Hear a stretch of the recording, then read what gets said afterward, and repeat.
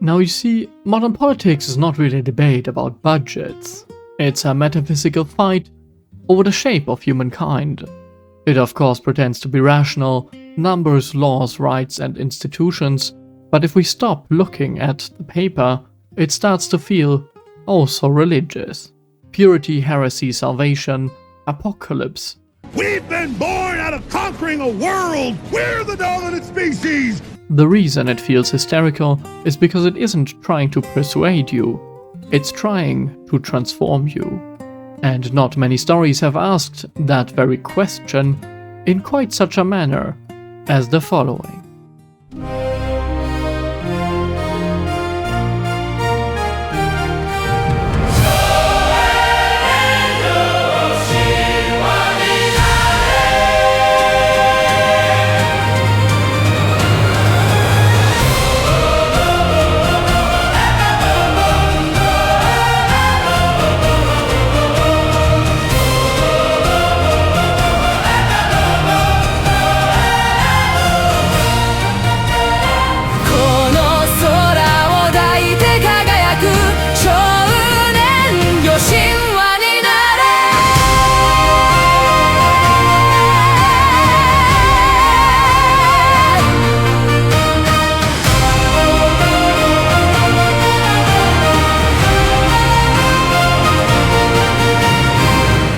Now guys, we won't be watching a show about robots. Today, we are watching a civilization argue with itself.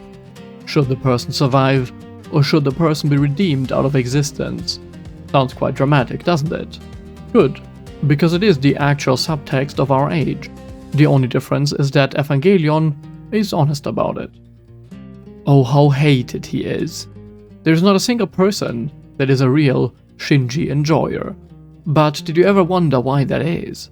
It's because Shinji embodies everything that you hate about yourself. Hence Shinji will be treated as us. He's the first uncomfortable step to being honest with ourselves. This entire video in a way is going to be an extension of my critique of democracy and an explanation of current day politics through the lens of a beloved series. Evangelion lays bare the machinery underneath modern life. The hatred of boundaries and the worship of systems, the longing to stop suffering by deleting what makes you human. We are going to talk about Gnosticism, but through the lens of this series, partially because a purely historical deep dive would be extremely boring, and the idea itself is really not worth the footnotes. This video will explore it, not as a historical subject, but as an instinct, the desire to escape reality instead of mastering it. We will talk about dialectical thinking, as it is the mental grammar that forces everything into total conflict and total resolution, by tracking three forces embodied in the anime through Seele, the salvation machine that dissolves all differences into one warm ocean. They are, for all intents and purposes, the Global Homo elite, the World Economic Forum, or whatever flavor of globalist you like the least. They stand in opposition to the angels, the perfection machine that destroys what doesn't match the right form. They are both, in a way, the social justice warriors of our time, but also hyper-dogmatic activists, as well as the real archetypal Nazi that they claim to fight. Amidst these two giants is Shinji, modern man. He represents us, broken and uninitiated, pulled between annihilation and annihilation, forced to select a path anyway. Evangelion refuses the heroic lie. Shinji is not a power fantasy. He is what happens when a civilization produces a human being with no stable interior, then hands him a world historical burden. He has, however, no coherent father, no reliable mother, no stable household, no initiation, no earned self-respect. He's not lazy, but he's unbuilt. He's a nervous system on two legs, and he's surrounded by people who care, only to the extent that he functions. That is the very modern relationship between citizen and system, isn't it? You're protected insofar as you're useful. Even tenderness is contaminated by utility. That is why Shinji feels suffocated by kindness. It's always attached to expectation, always conditional and always monitored. In a world like this, love becomes a performance review. Looking at him, it is very clear why the audience begins to resent him, because he fails to become the hero that we want him to be. We see the stakes, we want redemption through action, we want him to man up, to transcend, to finally do something worthy. And Evangelion forces us to watch him not do it, again and again, until we realize that we hate him because he exposes our own thinness. The modern world demands heroic output from unformed souls, then it moralizes your collapse. Shinji is the product. You are the product. The contempt that the world has for you and the audience for Shinji is all the proof necessary. Now in the series, there's something called an AT field. It presents as a combat phenomena, a barrier of overwhelming force, but symbolically it's the most important metaphysical concept in the entire series. See, an AT field is what makes you separate. It is what gives you an insight, the invisible border between you and the world. This border is not a defect, it is the condition of personhood. Without an AT field, there's no individual, there's only a medium, a fluid, a collective substance. If you remove separation, you remove loneliness, but you also remove responsibility, intimacy, love, and individuality. People fantasize about being fully understood, but they don't really understand what they are asking for. It is a world where no one has the right to be unknown. Thus, Evangelion places boundaries at the center of its drama, because boundaries are what create the fundamental tension of existence. You are alone, but you desire communion. You are separate, but you reach. This reach is what makes you human. The pain is inseparable from dignity. This is why every solution in Evangelion is really a proposal about boundaries. You keep them, you dissolve them, or you weaponize them. Now we meet the two religions competing to decide which one you must accept.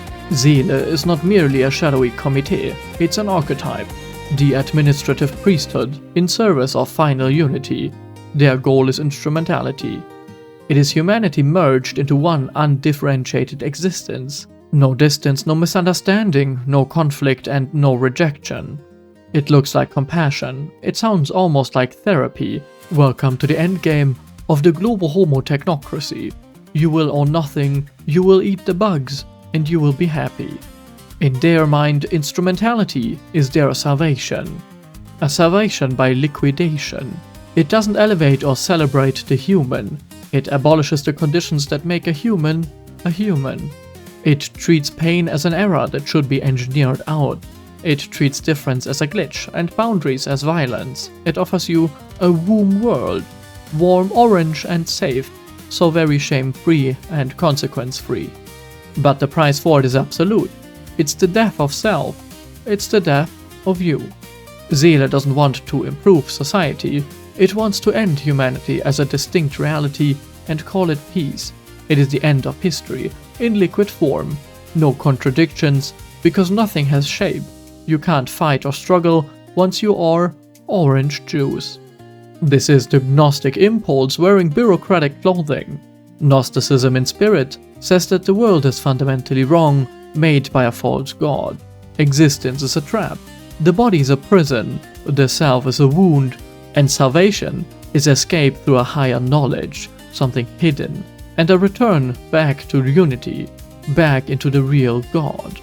This very instinct is what lives inside of us today. The Gnostic instinct cannot tolerate finitude. It treats suffering as proof that being itself is illegitimate. It doesn't aim to endure, transform, or make meaning. It aims to exit. It makes peace with nothing except annihilation of the conditions of life. It almost doesn't matter in what angle you look at it. If you are a transhumanist Gnostic wanting to merge with a machine and become a god, or if you really believe in some mystical higher dimension that you can reach by committing acts of atrocity. Right, Mr. Epstein? Regardless, instrumentality in the series is this very instinct made political, to end this incompleteness, to end the loneliness by deleting the boundaries that make love possible. By removing misunderstanding, removing the existence of separate minds, you end shame by dissolving identity. How disgusting. Especially for us Europeans, this one might be quite on the nose. The show knows this seduction to be very real. It is why it depicts instrumentality as soothing. It is the perfect marketing campaign for a tired civilization. No more pain, no more responsibility, no more rejection. Just come home. But this sort of home is a regression. It's not paradise, it is an undifferentiated liquid. If you think for whatever reason this has nothing to do with modern politics, then you haven't been paying attention. The modern moral imagination increasingly treats all boundaries as suspect, and all limits as cruelty. It wants a world where friction disappears. It calls that progress. Progress to what exactly? Where are you going, my fellow liberals? The Marxist would call it the end of history. In Evangelion, it's orange juice.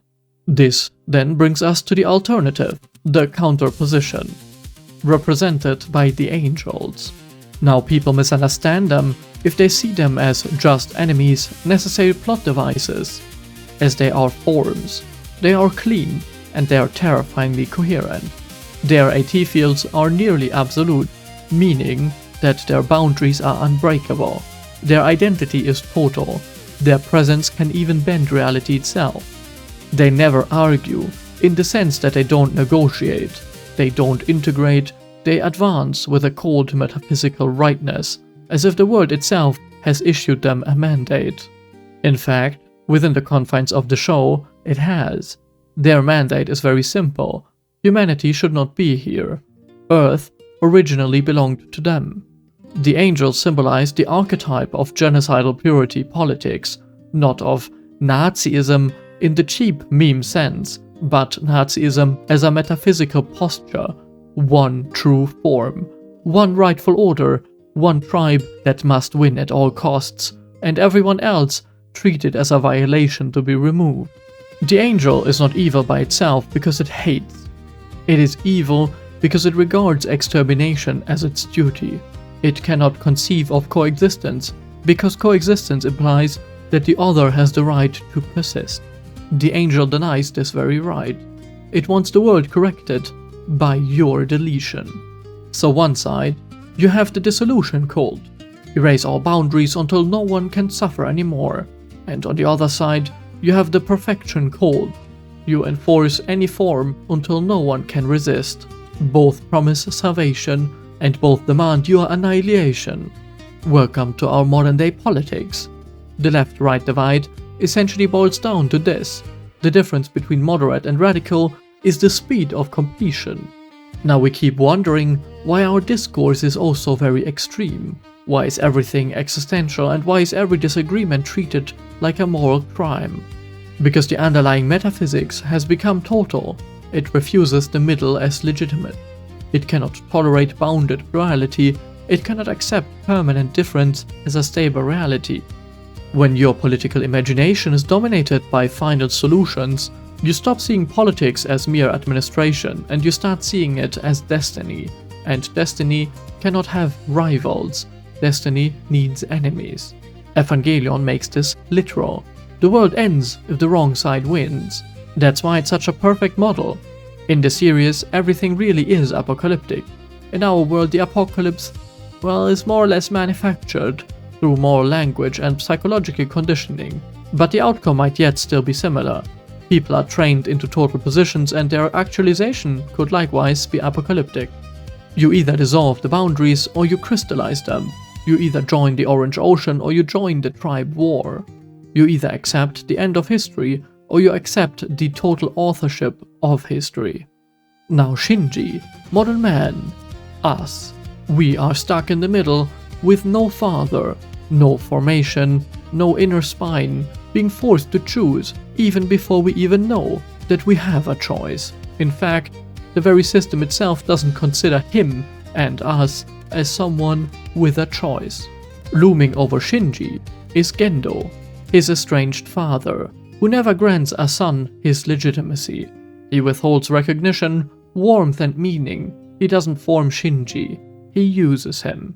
This is the bureaucratic father, the state as cold authority that demands service while refusing you love. A real father initiates. He teaches limits and responsibility, courage and self-respect.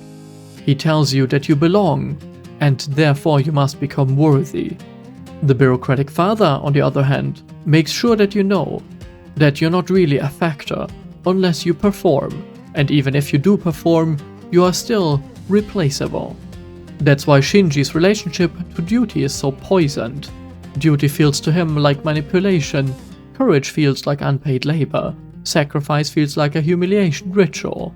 He isn't merely afraid to fight, he's afraid that fighting itself will make him less real. And the worst part of all of it is that he's correct. In this very system, nothing makes you real. This is why modern men oscillate between resentment and collapse. The authority structures demand output but do not confer honor. They demand loyalty but do not offer belonging. They demand moral perfection while providing no path to actual formation. Thus Shinji becomes what you become, a person who wants love but can't believe in it. A person who wants identity but cannot hold it. Someone who wants peace but cannot pay its price. Evangelion doesn't give Shinji a stable mother either. It shows you what replaces her, fragments and substitutes, partial attachments that cannot carry the weight of a human soul. Misato is unstable refuge, warmth mixed with chaos, affection mixed with irresponsibility, a care that comes with its own damage. If you were brought up by a single mom, you know this feeling too well. Rei, on the other hand, is Gnostic temptation itself, calm, blank, unresisting, a promise of unity without any friction. Asuka is the mirror of pride, self-worth built on performance, terror of vulnerability, aggression as armor. She is, in a way, the toxic inversion of Shinji, and it is why he finds her so very attractive, and also why he never attempts to help her in earnest and provide a pathway for mutual respect and growth. That is why, instead of a real relationship, he ejaculates on her in the hospital. Good job on that one, by the way. Well, regardless, there's nothing to love for him. That is also why all of you disgusting porn addicts out there fanboy over her so much. None of them, however, can mother him. None of them can hold him. They can only orbit around him, and Shinji, desperate for meaning, turns these orbiting bodies into his anchors. That is what broken people do. They deify the very normal things that they can still reach. This constellation, it is a map. A society without coherent family structure produces substitute bonds. Sexual, bureaucratic, ideological, none of which can replace what was removed. Then it blames the individual for being maladapted. Just how we cannot bear Shinji, even though he really cannot help be himself. Shinji as such is not failing alone. The world around him is failing to provide a structure in which a human can become durable, explore himself and become a responsible actor. Now instrumentality. Modern politics looms over this, the boundary-erasing project. It always speaks in moral language, inclusion, safety, progress, liberation. It treats resistance as pathology. It treats limits as hatred. And it treats differences as violence. The end state, for us and Shinji alike, is always the same. The human becomes a smooth unit inside of a larger system. The individual becomes negotiable. The local becomes suspicious. The concept of a family becomes optional if it wasn't already taken away from you. The nation becomes guilt. The sexual becomes a misunderstanding, unless of course it's lived out everywhere. The spiritual becomes private, and with that, meaning becomes powerless. This is instrumentality as governance. Our modern world. A world where your interior life is managed, your identity is administratively editable, and your boundaries are treated as moral failures. The promise is peace, and the result is a society of liquid people. Easier to govern and easier to integrate, so much easier to replace. The tragedy behind all of this is that it will always be sold as empathy, and it will always attract the weak, the lonely, the exhausted, because it offers them the one thing that they crave most: relief without burden of transformation. Herein lies the Gnostic lie that we have looked at before. It is salvation through knowledge. Rising up as an answer to that in the West is what happens when people reject dissolution. Many of them don't return to healthy boundaries. They swing into fetishized identity, tribe as God, history as war, enemies as necessary. They demand cohesion through domination, meaning through conflict, and order through deletion. This posture is so very seductive because it offers strength. It tells the broken man that you don't need to heal, you need to conquer. You don't need to build character, you need to pick a side. And you don't need truth, you need victory. Its end product is the angel, perfect in form, rigid identity, unbreakable boundaries, total purpose. And it views humanity not as persons, but as material in a civilizational struggle. In its worst version, it treats empathy as weakness and pluralism as decay. Again, different costume, same structure, an escape from the human scale into the metaphysical machine, this time powered by purity instead of mercy. And thus, just like the young man, our age oscillates. Orange ocean utopianism versus iron identity extermination, both are solutions that avoid the slow work of becoming a human being. That is why so many people feel like they are still children, because they are. Hidden in the dynamic of the forever child is why everyone hates Shinji, the audience as well as the world that he lives in. People hate Shinji, rightfully so by the way, because he is a living proof against the fantasy that suffering automatically produces greatness. We always want pain to be a moral investment, suffer now, become heroic later. We want the world to be fair in its cruelty, even if we know it isn't. We want trauma to be a forge of destiny, but trauma is often just trauma. Without formation, pain doesn't create strength, it creates distortion. Thus, when Shinji collapses, we feel so cheated. We wanted him to redeem the stakes, and the show says no. That's not how it works, but the show keeps unspoken what we now all feel. It doesn't work, not without fatherhood, not without initiation, not without discipline, not without structure, warmth and love. You can feel it here. Modern political predicament, this system creates Shinji types, then uses them as fuel for their grand narratives. Their despair becomes leverage, their fragility becomes a weapon, their longing becomes a voting bloc, and their need to belonging becomes ideological material.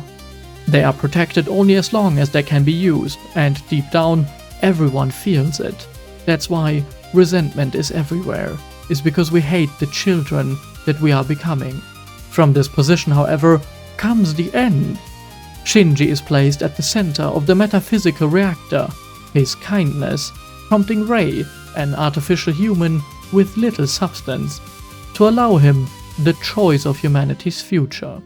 Not before experiencing what Gnosticism promises to solve. He has his escape. The pain of separation, the terror of rejection, all the loneliness of the self, he feels other people's suffering as well. He is shown the entire cost of being human. And after that, after absorbing the argument for escape, he refuses salvation. It is his first victory, and maybe the biggest fuck you to all the Hegelian losers out there. I hope you feel insulted. He refuses transcendence into your fantasy. This is the very turning point, the moral climax of the show hidden behind some of the most cryptic imagery you can imagine. He rejects instrumentality. He rejects the orange ocean. He rejects the dream of a world where no one can hurt because no one is separate.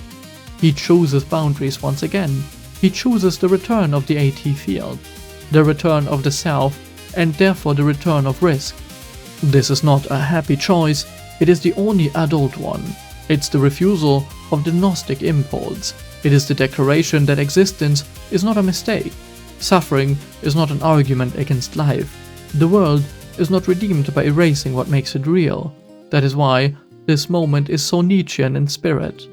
Not because he becomes a superhero, but because he affirms life after confronting its horror.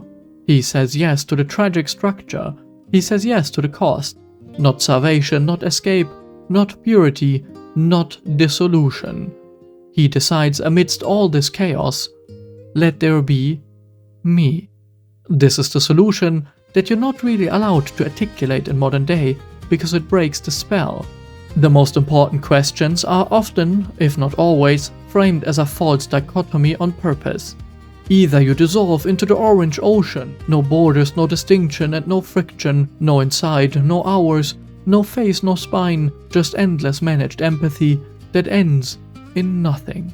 Or you harden up into the angel, identity as a weapon, purity as a justification, history as war, and the world reduced to tribal arithmetic where somebody must be erased. Those are the two completion machines of our time, and both are forms of cowardice, because the world is not meant to be solved. But it also isn't meant to just be accepted. It is meant to be ordered. Herein lies the third hidden option.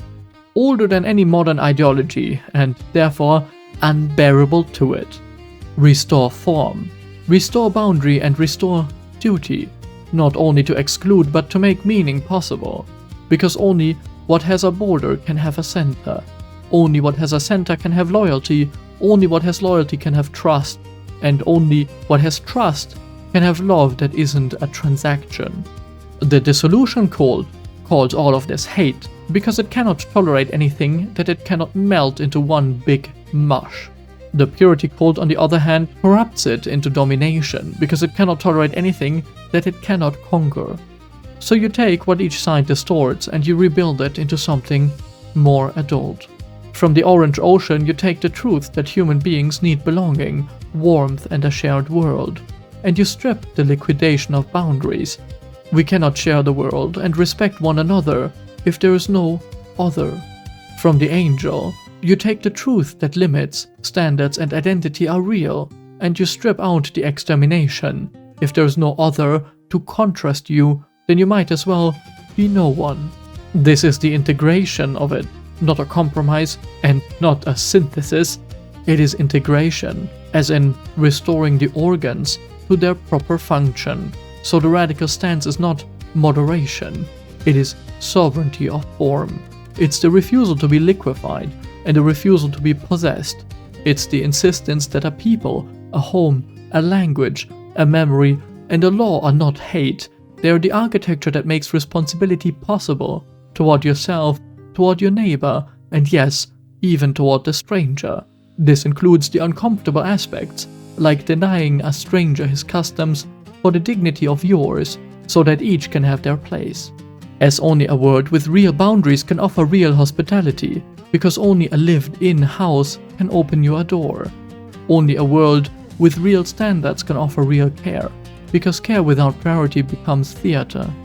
Only a world with real order can offer real mercy, because mercy without hierarchy becomes cruelty to the innocent. This is why Evangelion is so very brutal and so very useful. The entire show aches for love, but keeps showing you counterfeits. Use, escape, fusion, domination. Love, however, is none of that. It is not a fusion, a consumption, nor a narcotic ocean. Love is the best in me, aimed at the best in you, across a boundary that remains intact. Because only if we remain separate can we work on something together. This is essentially what Shinji finally embraces at the end of the series.